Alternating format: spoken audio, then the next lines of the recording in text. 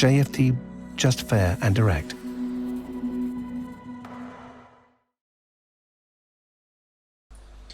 Okay, hello and good morning, everyone. Welcome to JFD Traders Espresso with me, Darius Anucauskas.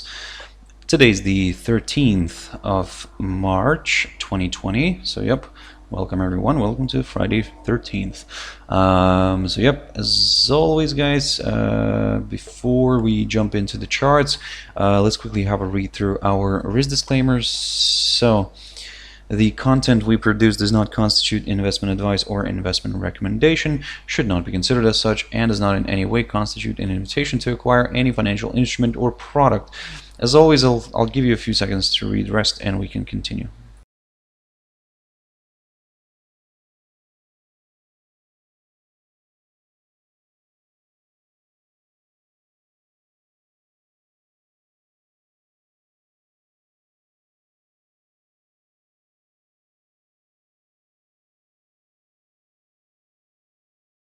Okay, so also just before we jump in, quick mentioning of our JFD YouTube channel, to which you can always subscribe to in order not to miss any of our upcoming videos, and of course our JFD Bank website, and specifically our JFD research page, which we update on a daily basis. So yep, feel free to visit us here on jfdbank.com and click on the research tab right there on the top. So now then, let's jump into the charts. Now the first one I want to touch on here is the FTSE 100. Now the FTSE sold off, well, together with the rest of the indices, of course, sold off heavily, closing the day roughly in around the 11% mark.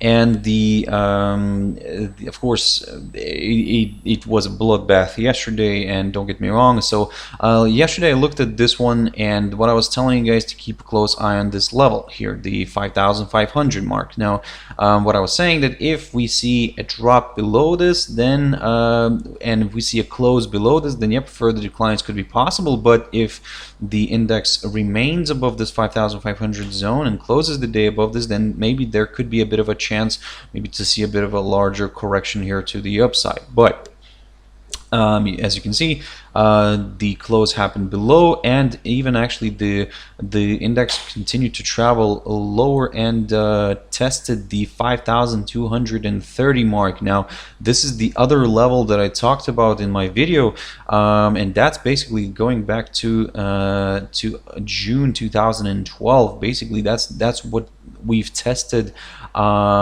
yesterday. And well, I mean, looking at this picture now, this is not really looking good in general, although don't get me wrong, looking at the cash index right now, and let me just quickly take a peak. So the cash index is currently trading at around 5,400 zone, so maybe just fractionally above that level, but it's basically not far from this 5,500 level. So in a way, don't get me wrong, yes, we are seeing a bit of a correction here, which is normal, I mean, finally, but again, don't get me wrong, still we are in a downtrend, in a steep downtrend. As you can see, we're trading below this downside resistance line taken from the high of the 24th of February. So for now, in a way, even if we see this one pushing back here to the upside, then yes, we may consider a bit of a larger correction to the upside. The way we could play this one out is, well, keep on monitoring that same 5,500 level, because if we get a push above that, then yes, we will aim for that downside resistance line as our next potential target. If, of course, if it struggles to push above the 5,500 mark, then, well, I mean, we could see a round of selling again soon. So today is the last trading day for this week. Let's see how the week is going to end, because so far, and if we look at the weekly chart, so far you can see that we've managed to even overcome the last week of February as well. So as you can see, this huge drop that we had, this is a weekly chart, this is how it performed in a week, and well, in a way, maybe a bit of correction could do here, could be fine. But of course, we were probably thinking that somewhere higher here as well. But that's, I mean, that's why this index could continue drifting further south if it remains below this 5,500 mark. So keep your eyes on this one. For those who are more on the cautious side, you could just wait for a drop below this 5,230 mark. This way the index would confirm a forthcoming lower low, and yep, lower levels could be met. Then we will start targeting that lowest point, and let me just quickly show you what I'm talking about. That low of December 2011. Is that December or is that November already? So let me just quickly zoom in here a little bit. So that's going to be, let me just capture this little drop here, guys. This is very tricky with these levels. There we go. That's November, the lowest point of November 2011. That's what we're going to be targeting, and that's roughly around the 5,099 level. So something to keep in mind, something to keep an eye on, guys. Of course, slightly below that we do have the psychological 5,000 level as well, but of course let's go step by step on this one. For now, yes, the index is seen kind of climbing higher right now on the futures market, on the cash indices, but yep, in a way, still the downside pressure remains. And let's see how this is going to play out, guys. For now, like I said, we're more bearish than bullish, especially if it continues to trade below this 5,500 zone. If it climbs above it, then, well, we will aim for this downside line, and if it remains intact, this could lead to another round of selling. DAX. Now, the German DAX here, very quickly on this, of course, it dropped even more yesterday than the FTSE, so it not only that it dropped below the psychological 10,000 zone, it even traveled further, and one of the levels that yesterday I was talking about was the 9,226 area, and that was basically near the lowest point of June 2016. So of course, given that we managed to break this area and we've managed to stay below this, of course it increases the chances of a potential move lower again. But if we look at the cash index right now, and we can see that the price is currently around the 9,190 zone, so basically just fractionally below this key area where it closed yesterday, below this lowest point of June 2016. So what we could do here is we're going to keep an eye on this area, keep an eye on this barrier, because if it holds, we could see another round of selling. And as I've mentioned previously, one of the targets that we're going to be aiming for will be the lowest point of February 2016, or in other words, the lowest point of 2016, and that's around the 8,700 mark. So you can see how far we have traveled here.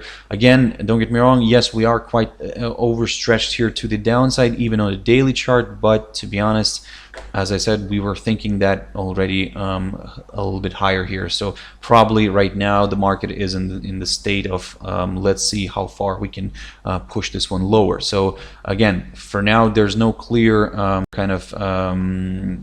no clear signs of a potential reversal. We can see these random moves higher, but for now we'll just class them as temporary corrections before another leg of selling. Now, FTSE MIB, I'm not going to spend too much time on this one, but just wanted to kind of run this by you. And that was the biggest loss in Europe, and basically for FTSE MIB, for the Italian index here, that was the biggest daily loss in history. It closed roughly around the 16.92%, drifted lower, and even managed to overcome this low here, the lowest point of 2016, if I'm not mistaken. Let me just quickly double check that and confirm. So yep, guys, we managed to even drop below the lowest point of 2016, and look at where it found support. It found support near the low of June 2013, guys. So very interesting area here, very interesting level. Now not this one, but let me just try to capture this because this is very difficult here, and with this one constantly kind of shifting here. Let me just zoom in. Probably this will be much easier. So the Italian index, of course, don't get me wrong, we may see a bit of correction here at some point. So this level here, the 14,900 zone, so that's where kind of it ended the day. It ended just fractionally, slightly below that level, but nevertheless the lowest point of 2013. That's sorry, the lowest point of June 2013. So yep, guys.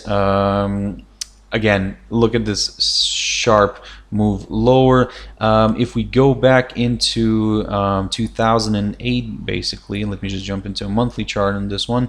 We got some data here, 2000, there we go. So if we can see that the 2007 and 2008 move here, so when the crisis started in 2007, and if we drag up until the low here, you can see that we've managed to drop here around 72% on the index. So basically for now, this move lower, this sharp move lower, could equate to something that we had here in May 2011. So basically, guys, that's why for now we're not really kind of let's say that much in favor of a recession or anything like that, because again, looking at this monthly chart, you can see the severe drop that we had here on the FTSE MIB in 2007 and 2008, whereas in 2011 here, it kind of we're currently seeing something like we had in 2011. Although some of you might kind of debate this, saying that maybe this is just not the end, so maybe it will continue drifting further south. Again, for now, yes, maybe could be, but for now we're looking at where it is, at where it's currently sitting. If of course if it starts wiping off these lows here, the lows of 2016, 2013 here, or even going further below the 2012 low, then yes, well, this is where we will get even more bearish. So basically, in other words, on the FTSE MIB here, if we start seeing a drop below the 12,295 zone, which is the lowest point of 2012, this is where it could turn out to be very ugly.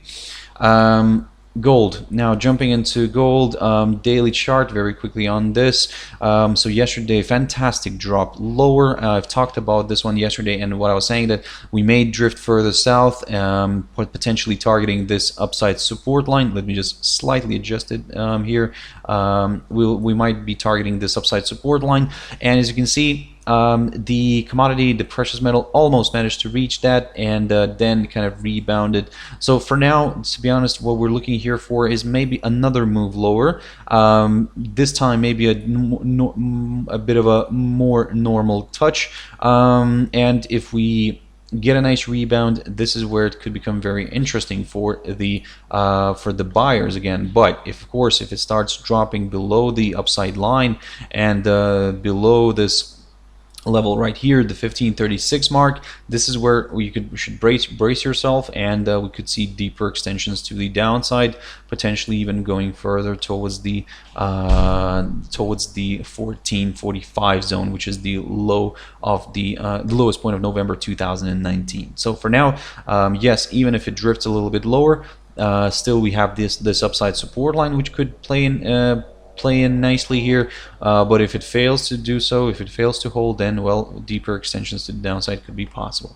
Silver, very quickly on this. So silver, and I've looked at gold right now, but as you can see on silver, we have a bit of a different situation here. We do have a more of a stronger drop, and today, for example, comparing it to gold, although gold is rebounding a little bit today, silver continues to drift to the downside. It even managed to already drop today below the 15.55 zone I talked about yesterday. So of course we'll continue monitoring that. If we get another drop below the 15.55, then yes, we will aim for the upside here, for the upside line here, which is taken from the low of the 13th of November 2018. This long-term, a bit of a tentative one, upside support line, which could in a way provide a hold up here for the price. Again guys, for now we're a little bit more bearish than bullish, especially if it drops again below the 15.55 zone. If it starts climbing back above the 16.53 area, roughly around here, this is where it could become a little bit more interesting for the buyers. Ethereum, of course, took a major hit yesterday, took a major dive. Managed to test one of our levels, one of these levels I've mentioned in my morning video, and this 115 level, 115.40 zone, which was the low, which is still the lowest point of December 2019.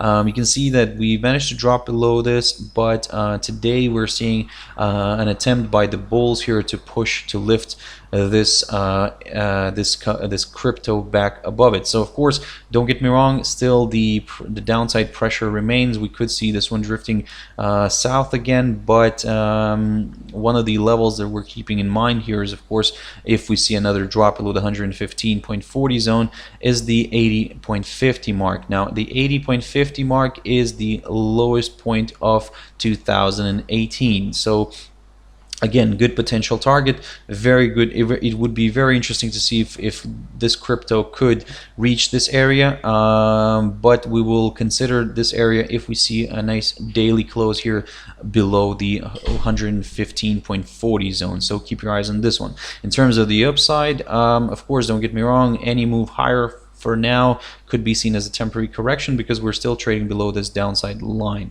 And if we get a push back above the 155 mark here, then yes, we will aim for a bit of a larger correction to the upside. USDJPY, very quickly on this. Now USDJPY here is pushing higher.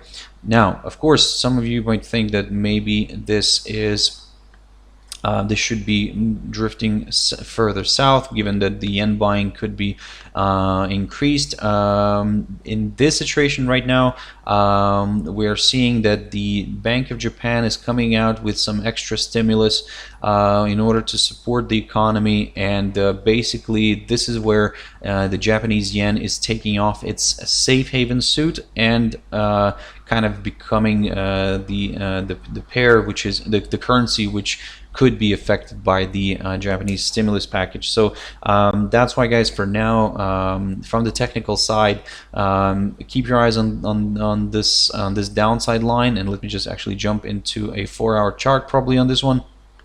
Now we will continue monitoring this downside line taken from the high of the 20th of February, because if that gets broken and we see a nice good push above it, then this is where it could become more interesting for the buyers. For now, as long as it remains below this downside line, there is still a likelihood for this one to drift back south. However, for those who are more on the cautious side, what you could do here is just wait for a drop below the 103.05 mark and then aim for lower levels, because this way it will be a little bit a safer game, this would confirm a forthcoming lower low, and we could start aiming for the lows of this week near the 101.20 zone. GBPCHF, very quickly on this. Now, I haven't looked at this one for quite a while, but you can see that overall, yes, it is drifting lower. Now, unlike the Japanese yen, the Swiss franc is still wearing its safe haven suit, you can see that yes, although we are still on a downtrend here, taken and we're trading below this downside resistance line taken from the high of the 12th of December last year. We're even trading below a steeper downside line taken from the high of the 26th of February, if not mistaken. Yes, there we go. So in a way, long story short, for now, you can see that today, after finding some support again near this level here, let me just put this one on the chart. After finding some support around 1.1827 mark, the pair is now trying to climb back again.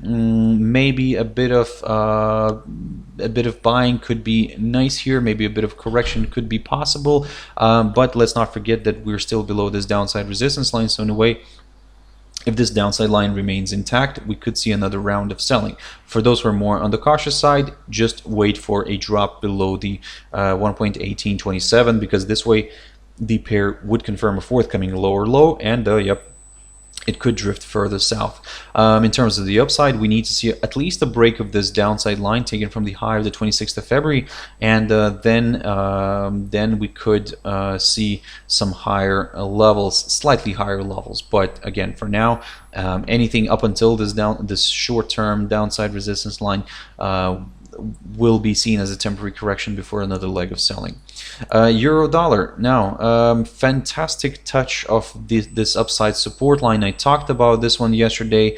So this is basically the drop happened after Christine Lagarde finished its press conference, and after the ECB kind of ended the whole meeting, the whole Q&A. The pair dropped heavily to the downside, tested this upside support line, and perfectly rebounded from it and drifted higher. However, it didn't really climb too much to the upside. For now, to be honest, we're still bearish. We're still looking at this one from the short-term perspective to the downside. But if this upside line continues to hold, this is what we could be expecting. Of course, don't get me wrong, for now, from the very short-term perspective, we are still aiming for the downside. We could drop again lower here towards this 1.1095 level, which previously acted as a good area of resistance here back in February, in the beginning of February, and also acted as a good area of support in the beginning of March. So we may revisit this area, we may test this upside line, and if it holds, we could see a nice push higher. But if it breaks, and if we see a drop below this level here, let me just quickly put this one on the chart, the 1.1036 zone. Now this is where it could become very interesting for the sellers. Even more sellers could be joining in here and pushing this one, potentially pushing this one to the downside. So something to keep in mind, something to consider, guys. Okay, I really hope you found it useful, guys. Thank you very much for sticking around and watching it till the end. If you want to join me later on at my trader's tea time, which is 14:15 GMT today. But for now, I hope you have a beautiful, guys, trading day. Be safe, stay safe. Just a quick reminder as well that from next week, the traders Espresso and tea time, it's not confirmed yet, but it might be that it will come out in a recorded version first, with not in live. So but that's, again, we're still working, and this is all due to the ongoing issue with the coronavirus, and that's why we're taking some measures here. And like I said, we're still trying to figure out which way is going to be better, but just as I said, it might be that you will see the recorded version and not the live version. So yeah, but it should be at the same time, coming out at the same time as usual. So anyway, thank you very much, guys, for sticking around and watching until the end. Join me later on at my trader's tea time, 14:15 GMT, and have a wonderful day. Bye bye.